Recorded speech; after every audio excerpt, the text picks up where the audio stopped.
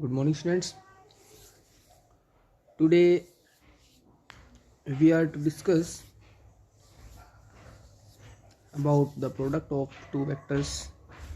तो किस तरीके से प्रोडक्ट करते हैं। तो सबसे पहला जो रूल है यहाँ पे ये है हमारा डॉट प्रोडक्ट। ठीक है, इन दो तरह की प्रोडक्ट होती है, डॉट प्रोडक्ट और क्रॉस प्रोडक्ट। तो सबसे पहले डॉट प्रोडक्ट है जो 10.3 एक्सरसाइज है, पूरी डॉट प्रोडक्ट पे रिलेटेड है। तो डॉट प्रोडक्ट होती क्या है, देखो जरा ध्यान से।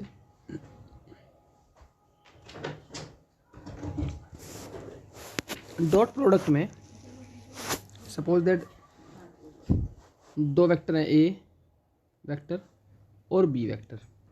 तो डॉट, ये जो वर्ड आया डॉट, इट मीन्स एक डॉट इनके बीच में लगा देंगे हम छोटी सी। ठीक है, तो ये शो करती है कि ए और बी की डॉट प्रोडक्ट करनी है। यानी कि वैसे तो हम आज तक हमने ऐसे सीखा कि ए इंटू बी आ गया है ना, या हम बहुत सी जगह ऐसे भी कर देते हैं। जैसे सपोज दैट बहुत सी जगह मैंने देखा है, अभी क्वेश्चन ऐसा लिखा हुआ 1.3, तो ये तो 1.3 है, लेकिन हायर क्लासेस में 1.3 का मतलब 1.3 भी होता है, यानी 1 into 3। ठीक है, तो ये डॉट यहाँ पे जो वेक्टर है इनके बीच में अगर ये पॉइंट लगा हुआ है, इट मीन्स इसका मतलब है डॉट यानी मल्टीप्लाई। तो दो तरह की प्रोडक्ट होती हैं, एक डॉट प्रोडक्ट और दूसरी क्रॉस प्रोडक्ट। ये क्रॉस प्रोडक्ट बन गई ऑटोमेटिकली। ठीक है, यानी इनके बीच में मल्टीप्लाई का साइन अगर लग गया तो ये क्रॉस प्रोडक्ट कहलाते हैं, यानी क्रॉस हो रखा है ये। ठीक है, तो ये दोनों की बस नेमिंग अलग अलग कर दी। ठीक है, तो डॉट प्रोडक्ट को हम ए डॉट बी से शो करते हैं, यानी दो वेक्टर्स की डॉट प्रोडक्ट। तो डॉट प्रोडक्ट होती क्या है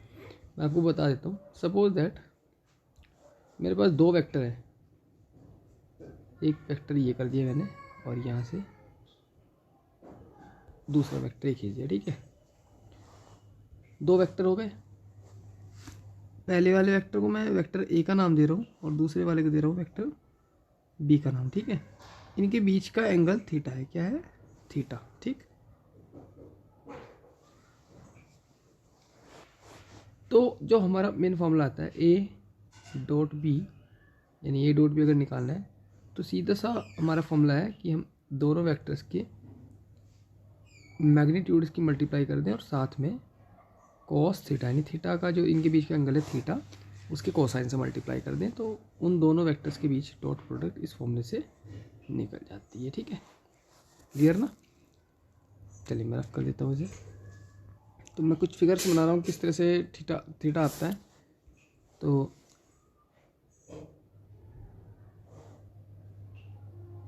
एक इस तरह से आ जाएगा, यानी कि सेकंड क्वाड्रेंट में, तो फर्स्ट क्वाड्रेंट में हुआ पहले वाली फिगर, दूसरे वाली फिगर हमारी सेकंड क्वाड्रेंट में, तो ये थीटा हो जाएगा। ठीक है, तीसरे वाली फिगर में बनाऊँ तो इस तरह से बन जाएगी, यानी थर्ड क्वाड्रेंट में बन जाएगी, तो ये थीटा हो जाएगा हमारा ये वाला। ठीक है, ये थीटा हो जाएगा। और चौथे वाली अगर एक और फिगर में बनाता हूँ तो वो इस तरह से हो जाएगी फोर्थ क्वाड्रेंट में,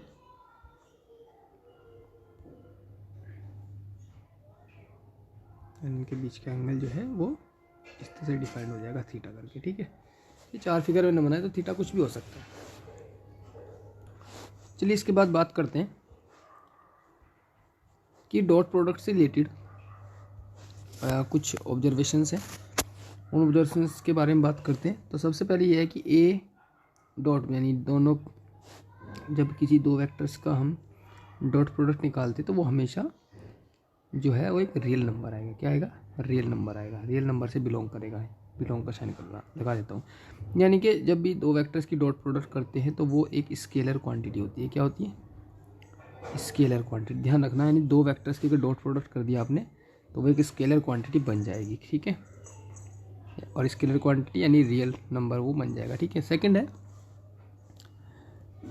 अगर दो वेक्टर्स की डॉट प्रोडक्ट 0 के इक्वल है तो इसका मतलब ये होगा कि वे दोनों वेक्टर एक दूसरे पे परपेंडिकुलर है। ठीक है, चलिए, तो ये फर्स्ट हुआ कि अगर उनके बीच में एंगल 90 डिग्री है तो उनकी डॉट प्रोडक्ट 0 होगी। यानी उल्टा बोल सकते हैं कि अगर दो वेक्टर परपेंडिकुलर है तो उनकी डॉट प्रोडक्ट 0 होगी। दो वेक्टर परपेंडिकुलर होने का मतलब है दोनों वेक्टर्स के बीच में एंगल 90 डिग्री का। ठीक है, और अगर दोनों वेक्टर्स के बीच में एंगल 0 डिग्री होता है, if theta is equal to 0 degree, ठीक है।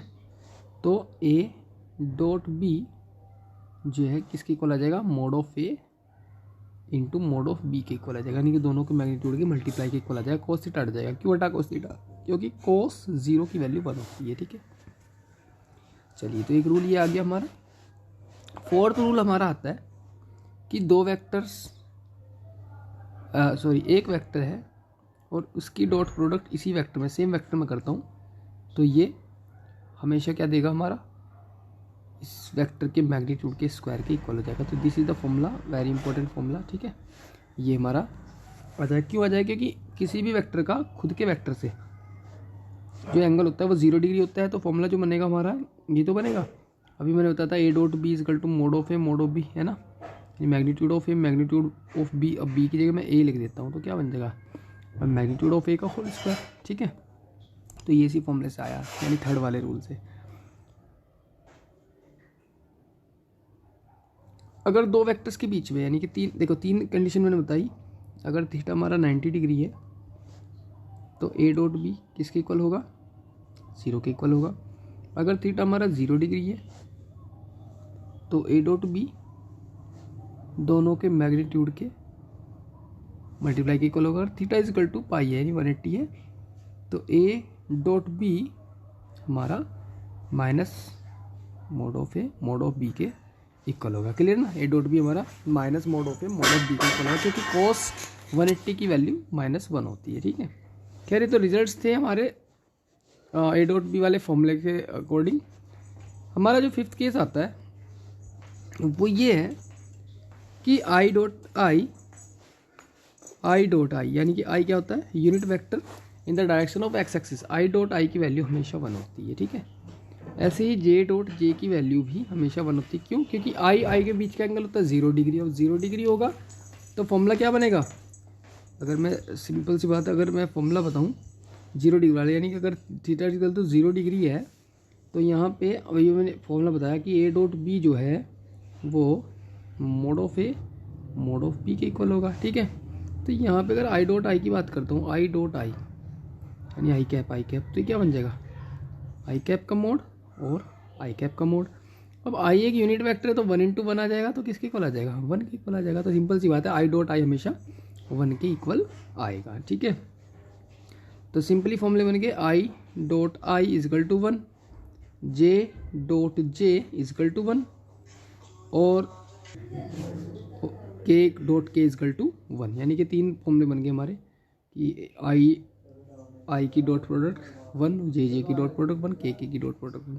इसी तरह से अगर आई और जे की डॉट प्रोडक्ट करता हूँ तो आई एक्स एक्सिस की डायरेक्शन में यूनिट वेक्टर है, जे वाई एक्सिस की डायरेक्शन में यूनिट वेक्टर है। इट मीन्स, इसका मतलब ये है कि आई और जे के बीच का जो एंगल होगा वो 90 डिग्री होगा, और 90 डिग्री होगा तो इसका मतलब आई और जे एक दूसरे परपेंडिकुलर, तो पता ही है, मैं एक्स एक्सिस और वाई एक्सिस एक दूसरे पर परपेंडिकुलर होते हैं, तो इनकी डॉट प्रोडक्ट होगी 0। इसी तरह से जे और के की डॉट प्रोडक्ट भी 0 होगी, और आई और के की डॉट प्रोडक्ट भी 0 होगी। तो 3 रिजल्ट्स निकल के आते हैं, ठीक है। चलिए, अब यहाँ से अभी हमने फॉर्मूला पढ़ा, A dot B is equal to mod of A mod of B into cos theta. तो उसी फॉर्मूले को हम इस तरह से लिख सकते हैं, cos theta is equal to A dot B upon magnitude of A into magnitude of B. तो ये फॉर्मूला बन गया दो वेक्टर्स के बीच एंगल फाइंड करने का, ठीक है। तो इस फॉर्मूले से हम दो वेक्टर्स के बीच में एंगल फाइंड कर देते हैं। एक और property, 7th property, scalar product is commutative, यानी कि कोई भी दो वेक्टर की dot product A dot B को हम बी डॉट ए भी लिख सकते हैं, ठीक है। तो ये कॉम्यूटेटिव रूल भी फॉलो करता है, ठीक है। तो ये कुछ ऑब्जर्वेशंस थे, ये ऑब्जर्वेशंस क्या है, ये फॉर्मूले हैं, ठीक है। यानी थोड़ा सा हमने डिस्कस कर लिया ए डॉट बी के बारे में। नेक्स्ट है दो इंपॉर्टेंट प्रॉपर्टी है, तो प्रॉपर्टी नंबर 1,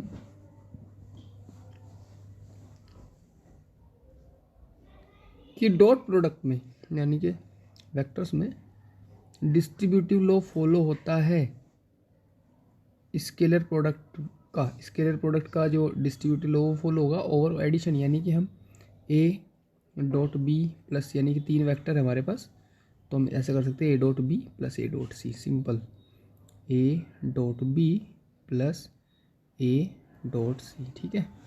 इस तरह से हम इसको फॉलो कर सकते हैं क्लियरली। नेक्स्ट हमारी प्रॉपर्टी नंबर 2 है कि किसी भी वेक्टर में अगर कुछ कॉमन आ रखा है उसकी डॉट प्रोडक्ट दूसरे वाले वेक्टर के साथ है, यानी कि ये पहले से एक स्केलर क्वांटिटी की मल्टीप्लाई हो रखी है वेक्टर में और डॉट प्रोडक्ट है, तो सिंपल हम इसको लिख सकते हैं लैम्डा बाहर निकाल देंगे, ए डॉट भी अलग कर देंगे, ठीक है। इस तरह से, यानी एज यू विश जिस तरह भी कर सकते हो, A dot lambda into B, यानी कि ये जो स्क्वायर है इसको आप कहीं भी रख सकते हो, कॉमन रहेगा बाहरों बाहर, ठीक है।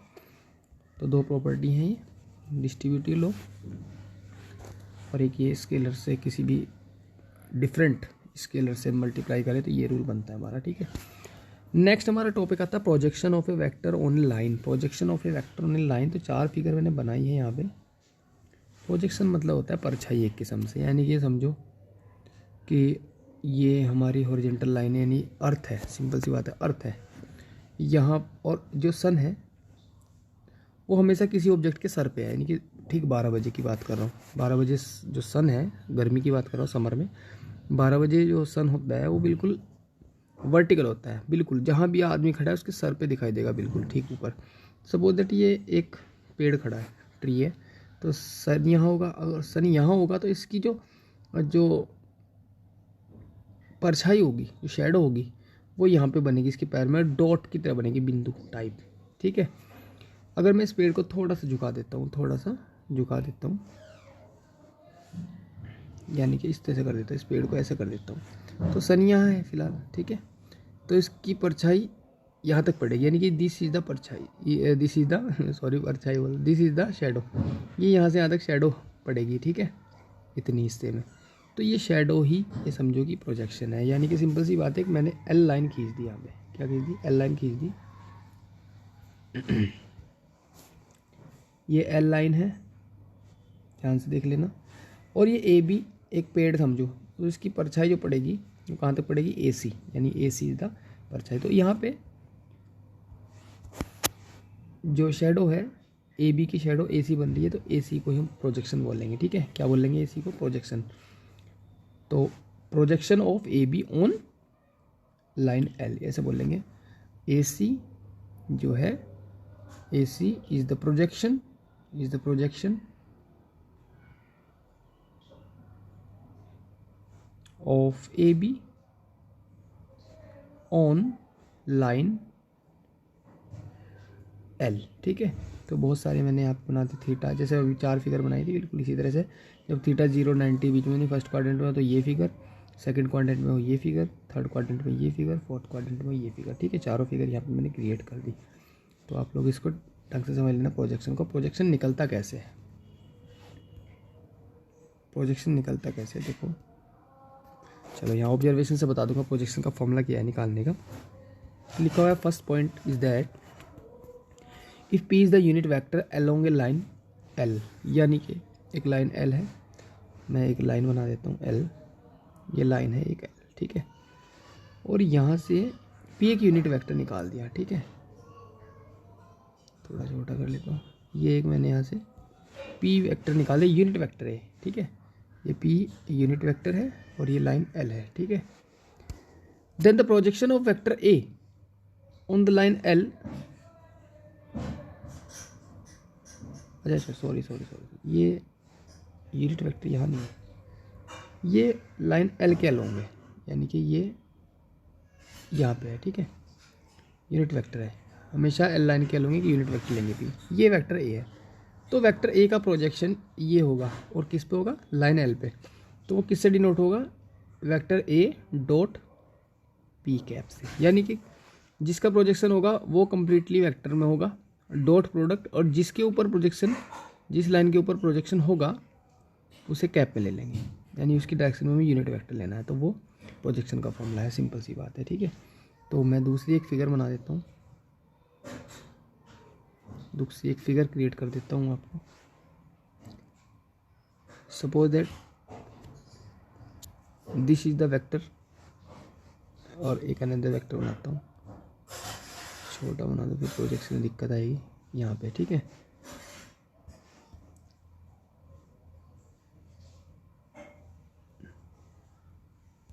ये इस तरह से, सपोज दैट ये वेक्टर ए है और ये वेक्टर बी है, ठीक है। और ये यहाँ से यहाँ तक का प्रोजेक्शन है, कहाँ से कहाँ तक, ये इतना प्रोजेक्शन है, ठीक है। तो समझ लेना, मैंने सर्कल हटा दिया। तो projection of vector A on vector B, यानी कि एक वेक्टर का दूसरे वेक्टर प्रोजेक्शन जो होगा वो होगा ए डॉट बी कैप, यानी ए का बी पे प्रोजेक्शन जो होगा वो ए डॉट बी कैप से शो होगा, ठीक है। ए डॉट बी कैप, या हम इसको ऐसे बोल सकते हैं, अगर बी कैप की मैं फॉर्मूला बनाऊँ तो वेक्टर बी अपॉन, यानी किसी का भी सिंपल सी बात है, किसी का भी कैप निकालना हो तो उसके वेक्टर को उसके मैग्नीट्यूड से डिवाइड कर दो तो यूनिट वेक्टर बन जाता है, ठीक है। तो ये चीज़ मैंने पहले बता रखी। तो यही यहाँ पे फॉर्मूला बन गया, projection of vector A on vector B, लिख देता हूँ, projection of vector A on vector B is equal to क्या होता है, ए डॉट बी कैप, या हम इसको वैसे लिख सकते हैं A dot B upon mod of B, या हम इसको ऐसे लिख सकते हैं ए और बी की डॉट प्रोडक्ट और अपॉन मोड ऑफ बी। तो ये फॉर्मूले बहुत सारे बनते हैं, ठीक है। चलिए आगे, इसके बाद एंगल के बीच का ज़ीरो हो तो कुछ अलग अलग आ रहे हैं, ठीक है। बहुत सारे रिजल्ट निकाल के आते हैं कि अगर थीटा जो है वो ज़ीरो हो then the projection vector of A B will be A B itself, और थीटा अगर पाई हो तो ए बी जो है बी हो जाएगा, ठीक है। यानी कि अगर थीटा ज़ीरो होगा, आप खुद देख लो, अगर दो वेक्टर हैं उनके बीच का एंगल ज़ीरो है, ज़ीरो है मतलब, चलो मैं दो वेक्टर बना देता हूँ, एक वेक्टर ये हो गया, दूसरा पैरेलल वेक्टर ले रहा हूँ क्योंकि पैरेलल वेक्टर्स के बीच में ही एंगल ज़ीरो का होता है, और सन यहाँ पे है। तो प्रोजेक्शन सीधी सी बात है, ये पूरी लाइन इसको कवर करेगी, ठीक है। दोनों लाइन से एक दूसरे को कवर करेंगी, ये वाली लाइन इसको कवर कर देगी, तो ये इसका प्रोजेक्शन ये खुद ही होगी, इतनी लेंथ की होगी, ठीक है।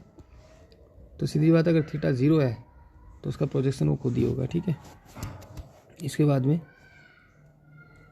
अगर थीटा पाई रहा तो यानी सीधी सी बात है, एक वेक्टर ये हो गया और दूसरा वेक्टर ये हो गया,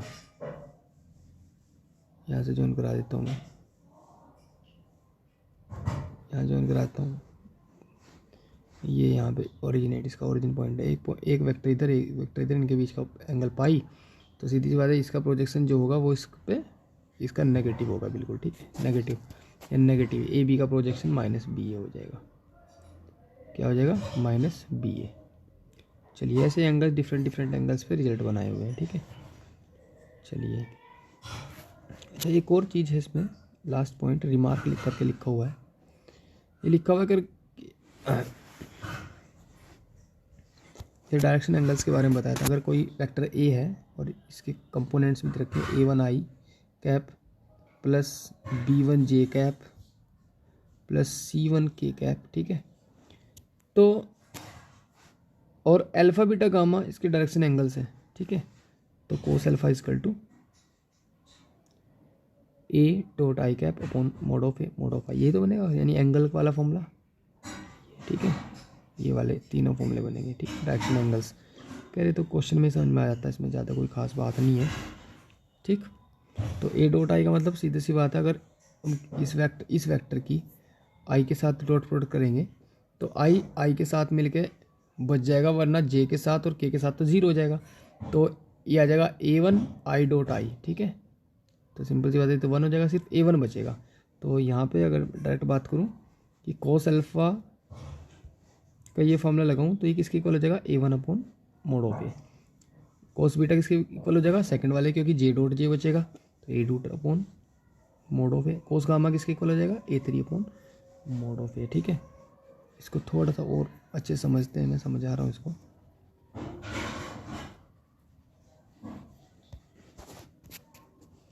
यहाँ पे समझाता हूँ, थोड़ी जगह भी खाली है, कि वेक्टर ए की डॉट प्रोडक्ट आई के साथ कैसे आई, यानी कि जगह A one I plus A two J, ये तो हाँ वो गलत किया दिया मैंने, ए थ्री के, इसकी मुझे डॉट प्रोडक्ट करनी है आई के साथ, तो क्या हो जाएगा, A one I dot I plus A2 J dot I plus A3 K dot आई, ठीक है। तो सिंपल सी बात है, ये 1 हो जाएगा, ये 0 तो फाइनली क्या बचेगा A1। तो इसी तरह से जब जे के साथ करूँगा तो यहाँ आई डॉट जे, यहाँ जे डॉट जे और यहाँ पे के डॉट के आएगा, ठीक है। यहाँ के डॉट जे आएगा तो जे डॉट जे बचेगा, यानी कि A2 बचेगा, बाकी सारे 0 हो जाएंगे। तो इसी तरह से वो लिखा हुआ है यहाँ पे पिछले पेज पे मैंने दिखाया था आपको यहाँ पे कि cos beta A2 upon mod of A आएगा, cos gamma A3 upon mod of A, ठीक है। तो 3 रिजल्ट्स निकल के आते हैं। और अगर वेक्टर ए अगर यूनिट वेक्टर हो तो A1 जो है वो कोस अल्फ़ा के इक्वल आ जाएगा। अगर देखो यहाँ पे ध्यान से देखो, cos alpha equal to A upon mod of A है ना। अगर ये यूनिट वेक्टर हो तो इसका मोड मैग्नीट्यूड किसके इक्वल हो जाएगा, 1 के इक्वल होगा। तो इसको हटा लूँ, A1 जो है वो कोस अल्फ़ा के इक्वल आ जाएगा, ठीक है। ऐसे ही B1 equal to A2 equal to cos gamma आ जाएगा, कोस बीटा, और A3 equal to cos gamma, ये 3 आ जाएंगे। 3 रिजल्ट्स निकल के आएंगे। और हमने अगर A को A1i plus A2j plus A3k से डिनोट कर रखा, यानी कि A इक्वल टू क्या है हमारा A1i plus A2j plus A3k है, तो हम इसको ऐसे लिख सकते हैं। अगर A यूनिट वेक्टर है तो A equal to cos alpha i plus cos beta j plus cos gamma K. अगर A यूनिट वेक्टर है तब हम इसको वेक्टर को ऐसे डिनोट कर सकते हैं, where alpha beta and gamma are the direction angles, ठीक है। चलिए, तो ये जो मैंने सारे रूल्स बताए इनके बेसिस पे एग्जांपल नंबर 13 करते हैं। Find the angle between two vectors A and be with magnitude 1 and 2, यानी ए का मैग्नीट्यूड गिवन है 1 और बी का मैग्नीट्यूड गिवन है 2 और ए डॉट बी 1 के इक्वल है। एंगल फाइंड करना है तो cos थीटा इक्वल टू क्या होता है A dot B upon mod of A mod of B, तो यहाँ रख देंगे 1 अपॉन 1 इंटू 2, दैट इज़ 1/2। और कोस में 1/2 किसकी वैल्यू होती है 60 डिग्री की, तो कोस थीटा, तो थीटा जो हो जाएगा वो आ जाएगा हमारा π/3 के इक्वल, किसके π/3 के इक्वल आ जाएगा, ठीक है। चलिए नेक्स्ट एक और क्वेश्चन करते हैं, example number 14। Find the angle between two vectors A and B. तो 2 वेक्टर्स गिवन है आपको, तो cos theta equal to A dot B upon magnitude of A magnitude of B, यानी मॉडुलस ऑफ ए। तो A dot B that is I plus J minus K dot I minus J plus K upon under root 1 square plus 1 square plus minus 1 square under root 1 square plus minus 1 square, यानी components के square कर रहा हूँ मैं, सीधी सी बात है। यहाँ पे A1 के ए के जो कंपोनेंट्स है उसका स्क्वायर कर दिया, यहाँ पे बी के जो कंपोनेंट्स है उसका स्क्वायर कर दिया, ठीक है। तो मैं सॉल्व कर देता हूँ थोड़ा सा और यहाँ पे। तो cos थीटा इक्वल टू, अच्छा जब डॉट प्रोडक्ट करते हैं तो सिंपल है, आई वाले की आई के साथ कर दो, जे की जे के साथ, के के साथ, क्योंकि बाकी तो सब 0 हो जाते हैं। तो शो जरूर करना है, क्या लिखोगे, लिखोगे ये आ जाएगा आई dot I minus J dot जे, ऐसा आएगा। कोफिशिएंट तो 1 1 है तो लिखने की जरूरत नहीं, माइनस के डॉट के, इस तरह से आ जाएंगे। तो आ जाएगा, क्योंकि 1 है ना सबके कोफिशिएंट, तो 1 तो लिखने की जरूरत नहीं, तो 1 माइनस 1 दैट इज -1 आंसर आ जाएगा इसका। अच्छा सॉरी, इसके अपोन में तो था कुछ, अपोन में √3 इंटू √3 ये आ जाएगा। अच्छा सॉल्व करो इसको, तो यहाँ पे लिखता हूँ equal to 1 - 1 upon 3 that is 1 से 1 कैंसिल, -1/3, तो ये cos थीटा आ गया। और थीटा की वैल्यू क्या आ जाएगी, cos इनवर्स -1/3। इस तरीके से हमारा एंगल निकल जाएगा। अगर वैल्यू नहीं मिलती cos में तो इन्वर्स लगा के लिख दो, कोई दिक्कत नहीं है। 12th क्लास में और 12th क्लास में तो आप इन्वर्स लगा के लिख सकते हो, ठीक है।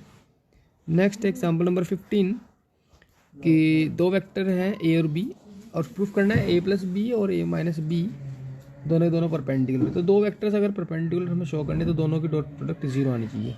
तो सबसे पहले तो a प्लस बी निकाल लो। a प्लस बी कैसे आएगा, मैं डायरेक्ट निकाल रहा हूँ।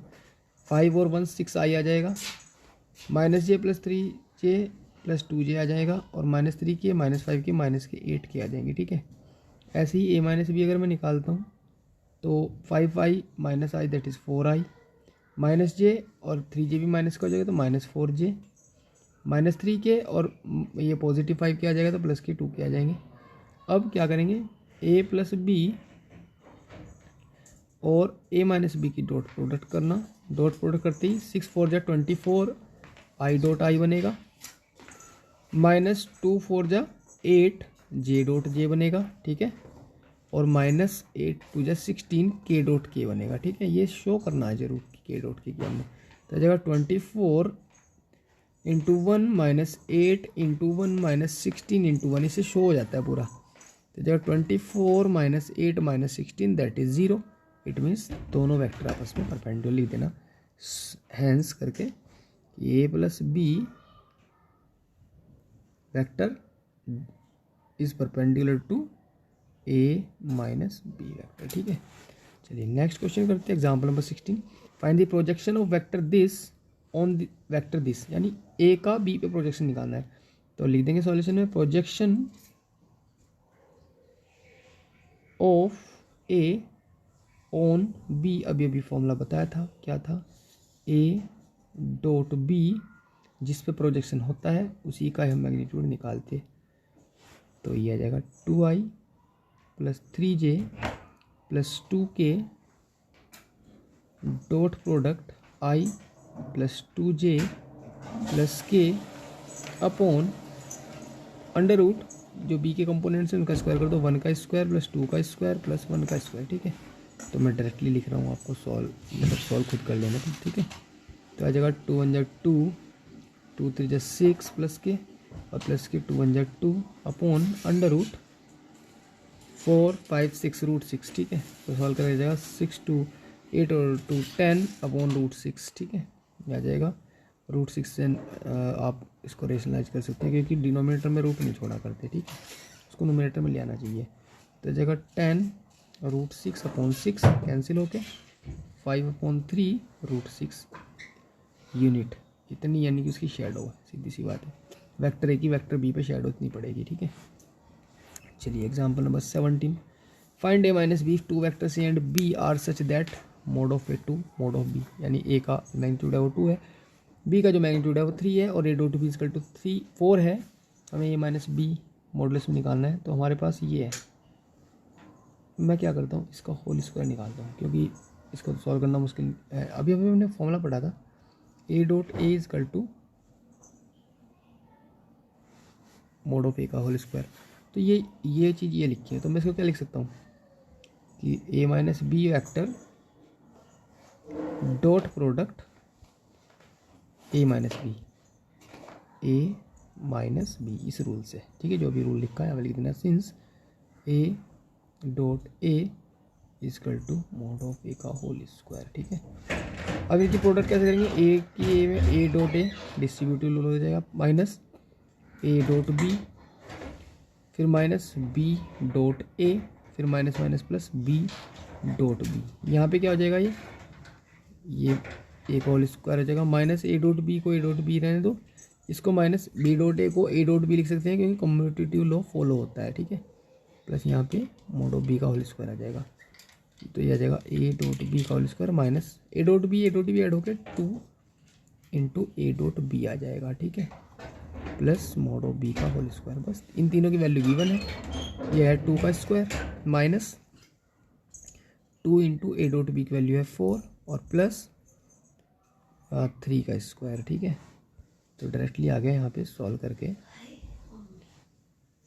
आ गया 4 माइनस 8 प्लस 9, तो ये आ जाएगा 5, टोटल आ जाएगा 5। तो ये किसकी वैल्यू आई, mod of A minus B के होल स्क्वायर की।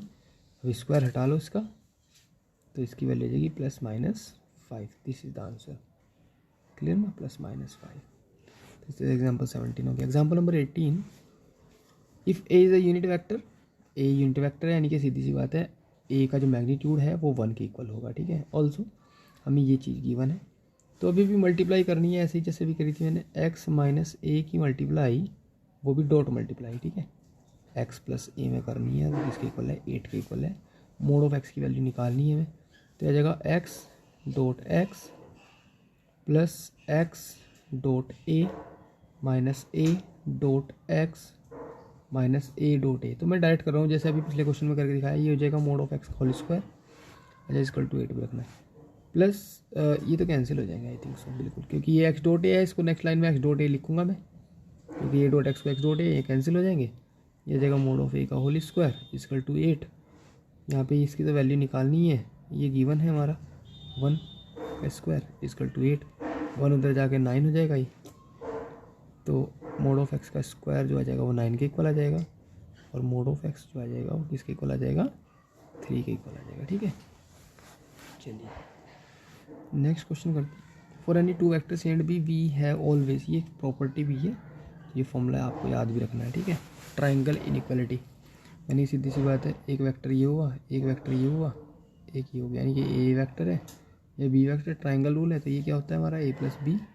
तो ए प्लस बी का जो मैग्नीट्यूड होता है, यानी कि हाइपोटेनस, हमेशा इन दोनों के मैग्नीट्यूड से के सम से हमेशा छोटा होगा। ठीक है, दोनों के सम से, क्योंकि ट्राइंगल रूल है, ट्राइंगल रूल क्या कहता है कि दो साइड्स का सम हमेशा तीसरे वाले से ग्रेटर होना चाहिए, तो ये रूल यहाँ पे फॉलो कर, ये मैं दिखाना है। ठीक है, तो मैं सीधी सी बात है, मैं इसका होल स्क्वायर खोल रहा हूँ,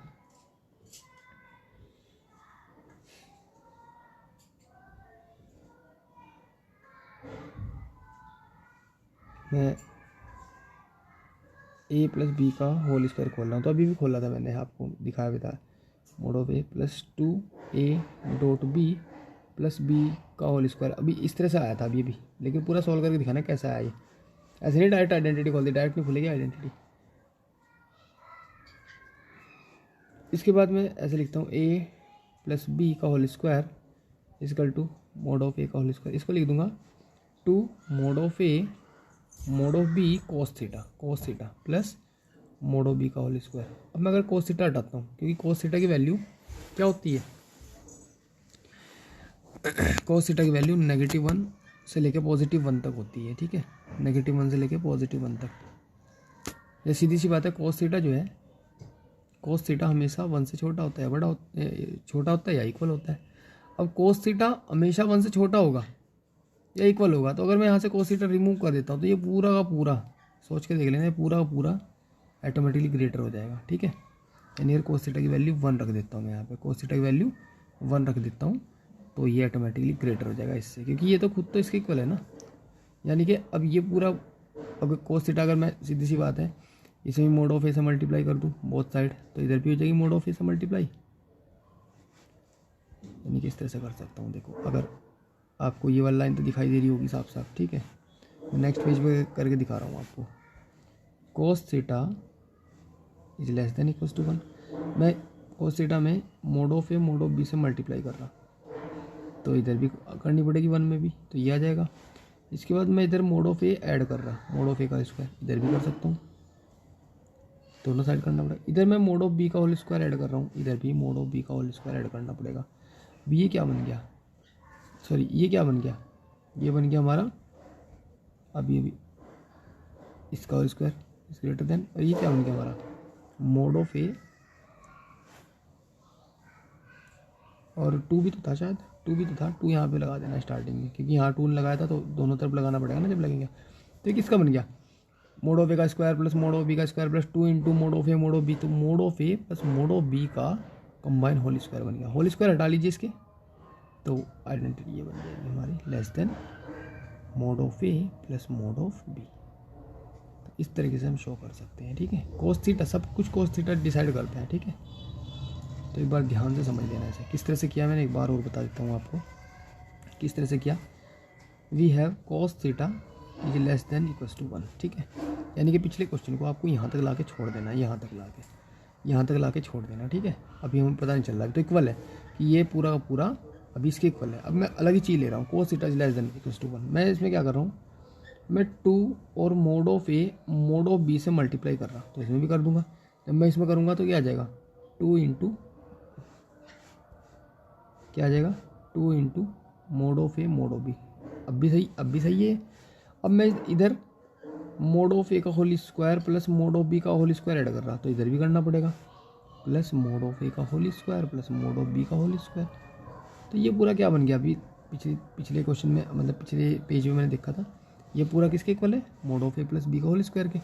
तो मैं यहाँ पे लिख दूंगा mod of A plus B का होल स्क्वायर लिख दूंगा इसे पूरे को, इस लेस देन ये क्या बन गया, mod of A plus mod of B, अलग अलग ए और बी के मैग्नीट्यूड के सम के होल स्क्वायर के इक्वल बन गया। तो स्क्वायर हटा लो, बस ये आ जाएगा ए प्लस बी का whole square is less than mod of A plus mod of B. ठीक है, यही प्रूफ करना था, तो एग्जाम में ऐसे ही करना आपको। ठीक है, चलिए तो एग्जाम्पल नंबर 21 करते हैं।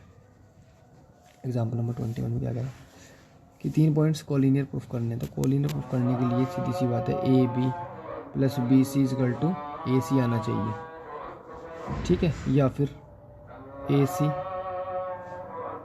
Plus B C equal to A B आना चाहिए, या फिर किसी तरह से यानी इनका मैग्नीट्यूड निकाल लो और किसी भी 2 लाइंस का सम तीसरे के इक्वल आना चाहिए। तो वो ट्रायंगल बनेगा, नहीं ट्रायंगल बनेगा नहीं तो एक लाइन में होंगे, सीधी सी बात है। तो ए बी कैसे निकाल लोगे, ए बी ये पॉइंट्स दे रखे हैं, यानी ये पॉइंट्स क्या, ये वो है हमारे पोजीशन वेक्टर अबाउट ओरिजिन। तो ये जाएगा ओ बी माइनस ओ ए, है ना, ओ बी माइनस ओ ए। तो इस तरह से हो जाएगा, इसमें से इसको माइनस कर देना। ठीक है,